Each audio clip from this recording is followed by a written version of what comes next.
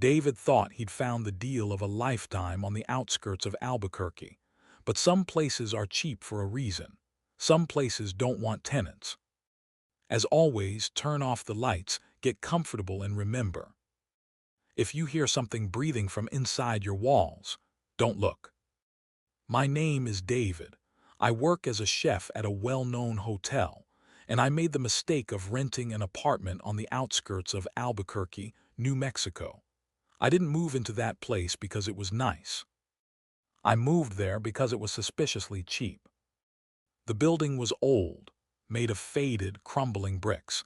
It sat at the very end of Sandia Crest Road, a place where you hear nothing but the dry, desert wind kicking up dust.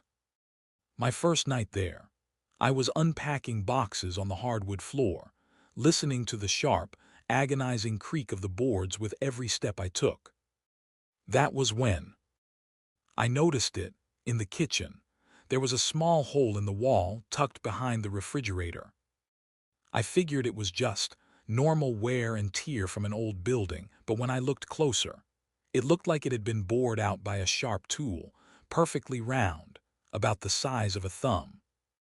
I didn't think much of it at the time. Old buildings are full of oddities, right? But at 3:00 a.m., I woke up to a sound, a faint, rhythmic, tapping. It was coming from inside that hole. I tried to ignore it. I buried my head under my pillow, but the sound didn't stop. It was a slow, deliberate cadence. 3 taps, then silence for 5 seconds, then 3 more. A chill ran straight down my spine. I got up slowly, trembling, and grabbed my phone's flashlight. I walked toward the kitchen. The second I shined the light into that hole, everything stopped. I froze. I leaned in, peering through that narrow opening, and all I saw was absolute darkness on the other side. But then, the smell hit me. It was like rotting meat, mixed with the sharp chemical sting of cheap hospital disinfectant. I stumbled back, hit the edge of the table, and the silverware in the drawer spilled out, crashing onto the floor. It was so loud, it shattered the silence of the night, and then, from behind the wall, I heard it. A faint, wet, heavy breathing. It sounded like someone was pressing their nose right up against the other side of that hole, inhaling, and letting out a muffled, ragged exhale. My limbs felt paralyzed. I couldn't move for a full minute. Eventually, I backed away, reached my bedroom, and locked the door behind me. I spent the rest of the night sitting on the edge of my bed, terrified to close my eyes. Every time I tried to drift off, that breathing got louder. It moved from the kitchen to the wall shared with my bedroom, as if something was walking inside the void between the walls, watching every move I made. By the time the early morning light crept in, and I thought I could finally leave for work, I found something on my bedroom door handle. It was covered in a slimy gray substance, like wet ash, and there were clear human fingerprints, but they were unnaturally long. Like the hand that left them belonged to something deeply, terrifyingly deformed. The next day, I tried to convince myself I was just exhausted, hallucinating from stress. I went to a nearby buy-low store to get some supplies to patch that hole. But the man behind the counter, an old guy with a face like crumpled parchment, looked at me in a way that made my skin crawl. When I asked him about the building's history, he stopped wiping the counter, looked me dead in the eyes, and whispered, "Don't be there after sunset." He didn't explain. He just said the building used to be a warehouse for an old pharmaceutical plant, and it was shut down back in the 90s after 3 workers disappeared under mysterious circumstances. I went back to the apartment, my nerves completely shot.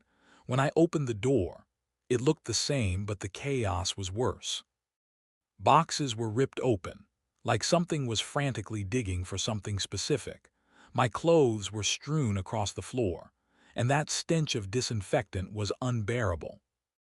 I decided right then, I'm leaving.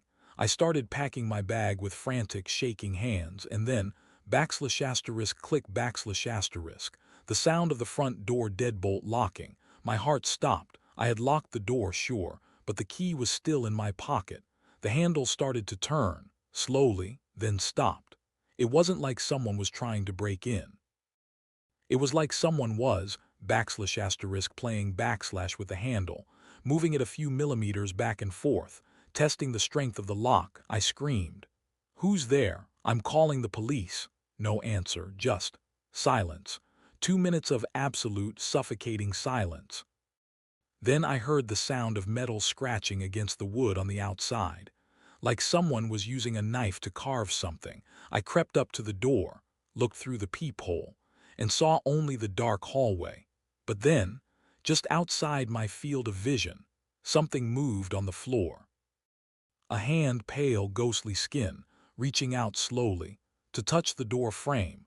I fell backward, gasping for air. I ran to the window to escape, but I realized all the windows had been nailed shut with heavy wooden boards. Years ago, the apartment wasn't a home, it was a prison. Suddenly, every light in the apartment cut out at once, and I heard a sound, a muffled, dry chuckle, like bones grinding together. It was coming from the closet right behind me. The closet I knew was locked shut minutes ago, but now the door was wide open. The darkness inside seemed to swallow the dim light of my phone, and then I saw it. Two pale eyes glowing from the depths of the closet, completely still, watching me from the heart of the void. I didn't think for a single second. I just threw my entire body at the front door, trying to break it down. The closet behind me was moving. I could hear the sound of bare feet hitting the hardwood floor. Slow, heavy, deliberate steps. I hit the floor, scrambling to get up, and felt a hand, cold as ice, grab my ankle. It was a grip so strong, no human being could possibly possess it. I screamed at the top of my lungs, kicked with everything I had to break free, and I heard the fabric of my pants rip. I managed to scramble away and bolted toward the kitchen. There was no way out. I grabbed a kitchen knife from the counter and spun around to face the dark. There was no one there but the room. It was changing. The furniture had been pushed aside. The walls were covered in strange, primitive markings, jagged lines drawn in dried blood, and words in a language I couldn't understand. Then suddenly, a voice started playing from my own phone, a weird, distorted recording of my own voice, saying, "He found me. He's standing right behind me. Don't turn around. If you turn around, everything dies." My blood ran cold. I didn't want to look, but the curiosity, it was like a sickness. I felt forced to turn my head. Slowly, in the corner, stood a figure, terrifyingly thin, wearing ragged clothes that looked like old factory worker gear. It was over 7 feet tall, its limbs so long they actually touched the floor. It had no face, just skin stretched tight over a protruding skeletal skull. It didn't move. It just stood there, that same muffled, wet breathing coming from its chest, the same sound I'd heard from the hole that first night. Suddenly, my phone died. Absolute darkness engulfed the room. I couldn't feel my limbs anymore. I just felt an intense, freezing cold pressing in on me, and a voice whispered directly into my right ear with chilling clarity, "You aren't the first, and you won't be the last." In that moment, I felt cold, stiff fingers cover my eyes. I heard the sound of glass shattering all around me, and now, I don't know if I passed out, or if I'm still there, trapped in that apartment, while the world outside still thinks I moved out of Albuquerque a long time ago. The truth is, I never left, and there's someone new who just moved in, and right now, I'm standing behind the wall, just waiting for the right moment to whisper to them, "Don't be here after sunset." And that's where tonight's story ends. But before you go, take a look around your room. Listen carefully. Every house settles. Every building makes noises. If you enjoyed tonight's nightmare, leave a like, subscribe, and share your own strange experiences in the comments below. Until next time. Keep the lights on. And if you ever find a hole in the wall that wasn't there before, don't look inside.